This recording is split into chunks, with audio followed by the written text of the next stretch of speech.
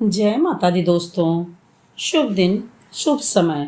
दोस्तों, आप लोग सोच रहे होंगे कि हम इतने दिन से कहाँ हैं, क्यों वीडियो नहीं डाल रहे थे। तो दोस्तों, हम 4 धाम की यात्रा पर गए थे और आने के बाद तबीयत काफ़ी ज़्यादा खराब हो गई थी, बिगड़ गई थी। अब स्वास्थ्य अच्छा हो रहा है, तो धीरे धीरे सब सही हो जाएगा। अब दोस्तों देखिए कि 4 धाम की यात्रा में उत्तराखंड में यमुनोत्री, गंगोत्री, बद्रीनाथ, केदारनाथ आपको इस तरह से यात्रा करनी होती है। तो यात्रा में देखिए, सबसे पहले आप जहाँ भी हैं वहाँ से आपको हरिद्वार या ऋषिकेश पहुँचना होता है।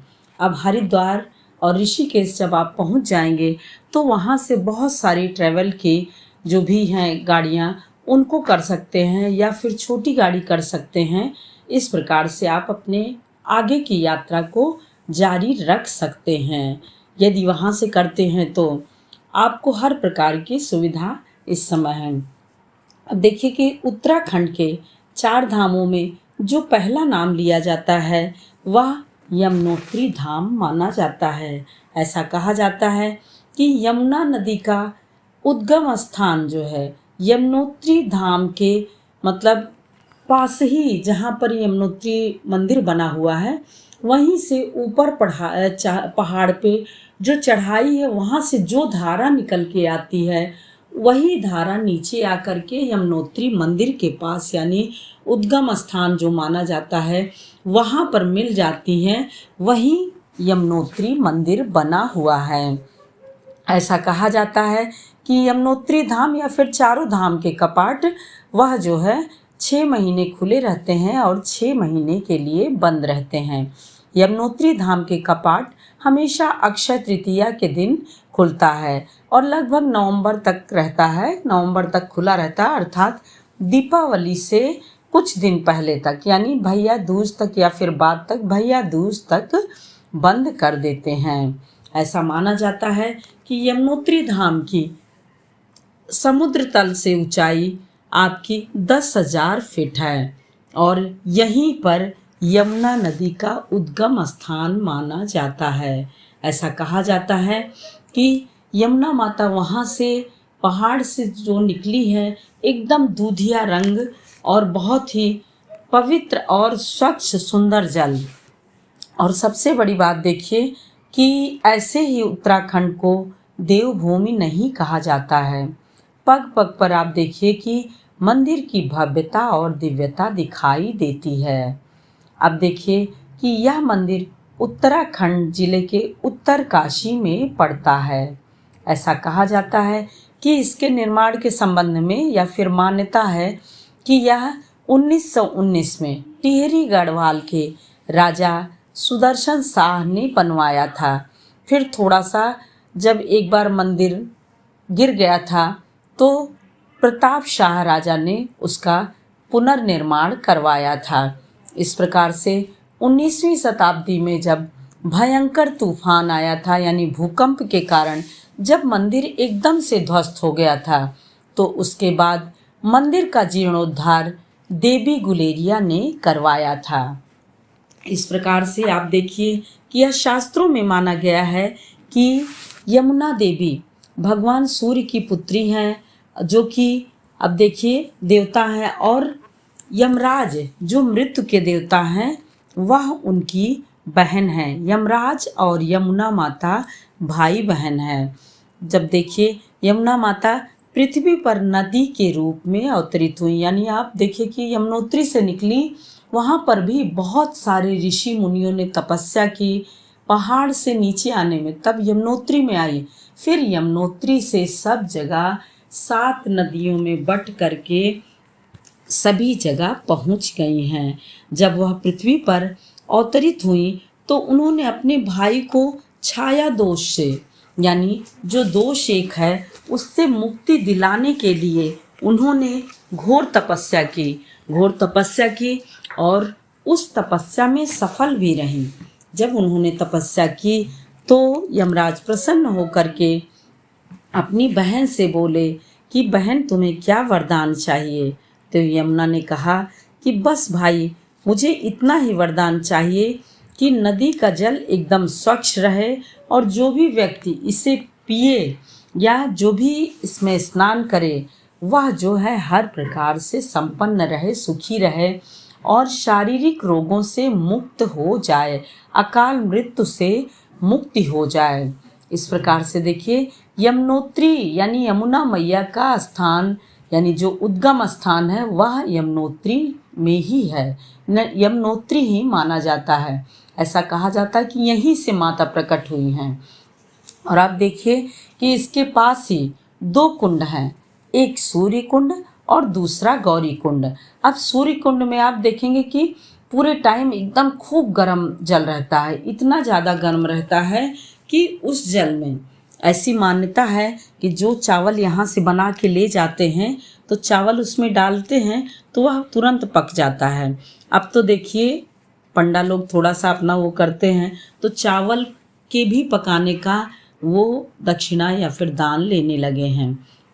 चावल वह पक जाता है तो वह चावल यदि आप अपने घर में ला कर के रख देते हैं तो आपका जो एक तरह से रसोई घर का भंडार है वह सदैव भरा रहता है, कभी खाली नहीं होता है।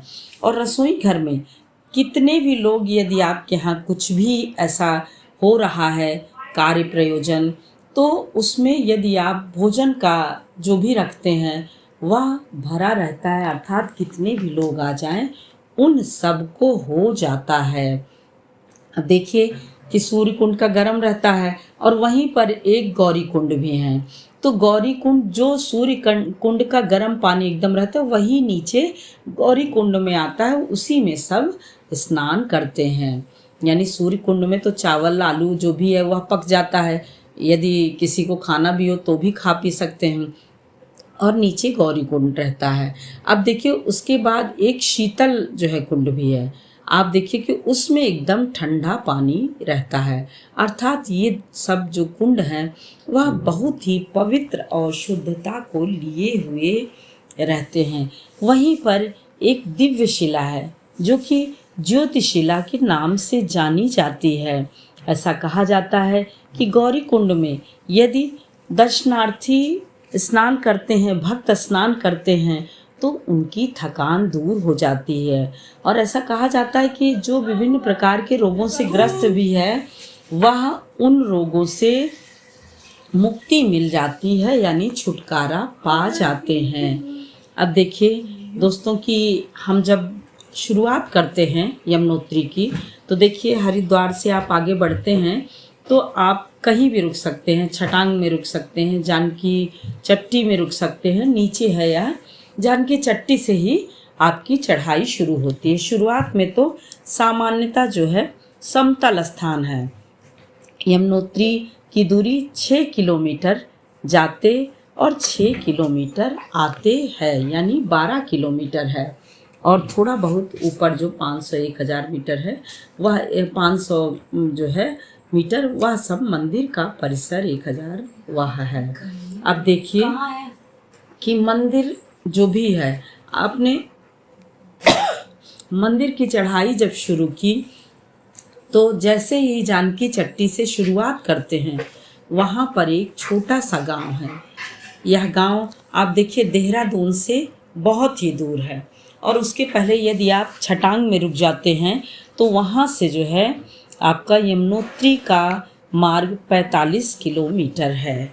तो और देहरादून आपका इस गांव से यानी जानकी चट्टी से 200 किलोमीटर दूर है। यहीं पर देखिए आप जानकी चट्टी में ही छोटा सा मार्केट है जहाँ पर ज़रूरत की सभी चीज़ें मिल जाती हैं।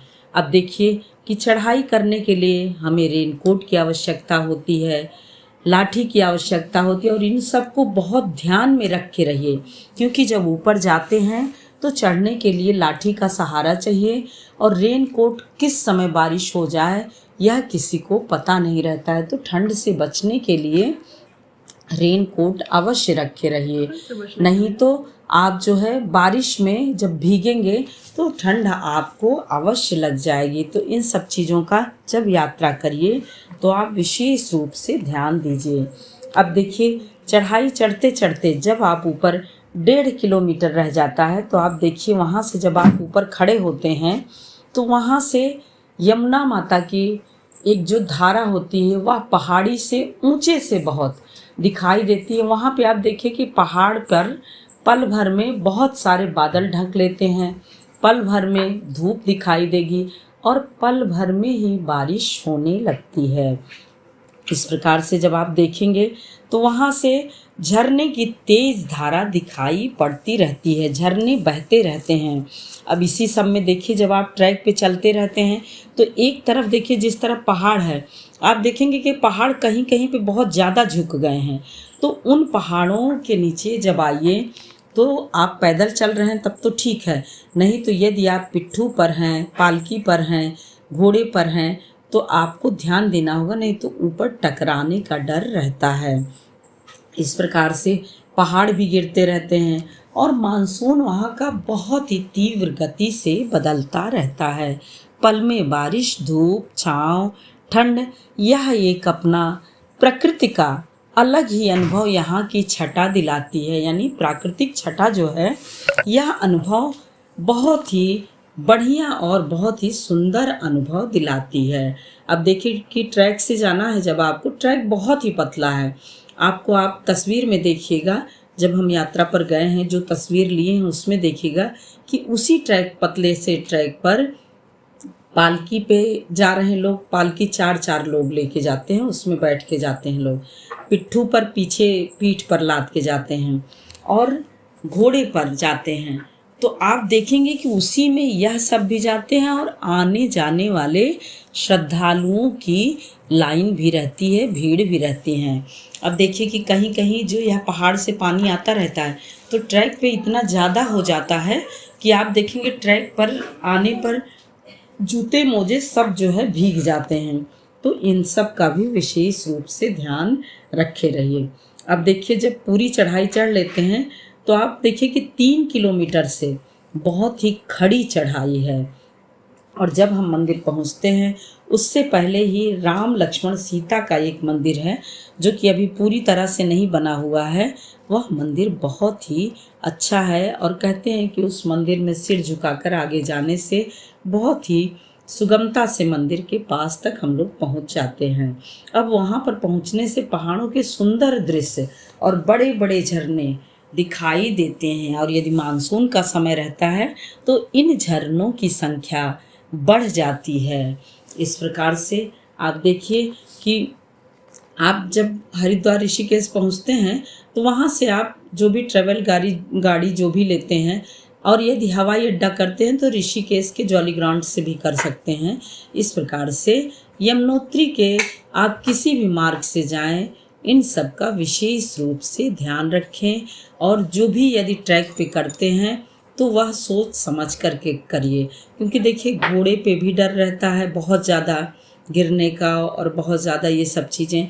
तो इन सब चीज़ों का ख्याल रखना चाहिए। जो नहीं चल पाते हैं उनको पालकी सबसे ज़्यादा बेहतर रहता है, या फिर यदि आप हेलीपैड से जाते हैं तो हेलीकॉप्टर यदि करते हैं तो वह जो है बहुत ही सही और श्रेष्ठ रहता है। परंतु ये कि अब उतना सब वहन न कर पाएँ तो इसलिए अपना सोच समझ के आप करिए। और ट्रैक मार्ग से देखिए भीड़ जिस समय रहती है उस समय तो बहुत ही मुश्किल हो जाता है। यह कहना है कि बहुत आसानी से, लेकिन वाकई में उत्तराखंड की यात्रा बहुत ही मुश्किल यात्रा में है। जब भीड़ नहीं रहती है तब तो ठीक है, नहीं तो आप सोचिए कि इन यानी श्रद्धालुओं के बीच में जाने आने में ही उसी में पिट्ठू, पालकी और घोड़े भी आते जाते रहते हैं और मोड़ बहुत ही खतरनाक हैं, बहुत ही मुश्किल हैं। जितना ही यह देखिए कि यहाँ सुंदर लगता है, यानी देखना प्रकृति को बहुत ही खूबसूरत लगता है, बहुत ही सुंदर लगता है, उतना ही यहाँ पर खतरनाक भी बहुत ज़्यादा है सब कुछ। देखिए कि जानकी चट्टी 8,600 ऊंचाई है। अब वहीं से हमें 10,800 फीट की ऊंचाई पर यमुनोत्री जाना पड़ता है। जब एकदम हम खड़ी चढ़ाई पर पहुंच जाते हैं तो वहाँ पर एक पुल मिलता है, उस पुल से एकदम मंदिर के पास जाना होता है, यानी मंदिर के पास की जो है वह रास्ता है। अब देखिए तो उस पुल के पहले ही छोटी सी एक मार्केट है, जहाँ से आप प्रसाद ले लीजिए, थोड़ा सा नाश्ता पानी का भी सब कुछ है। उसके बाद पुल पार करके आप मंदिर तक पहुँच जाइए। अब मंदिर में पहुँचते ही देखिए कि जमुना माता बह रही हैं। आप जैसे ही जाएंगे गौरी कुंड का नीचे का जल जिसमें कि सब श्रद्धालु स्नान करते हैं वह है।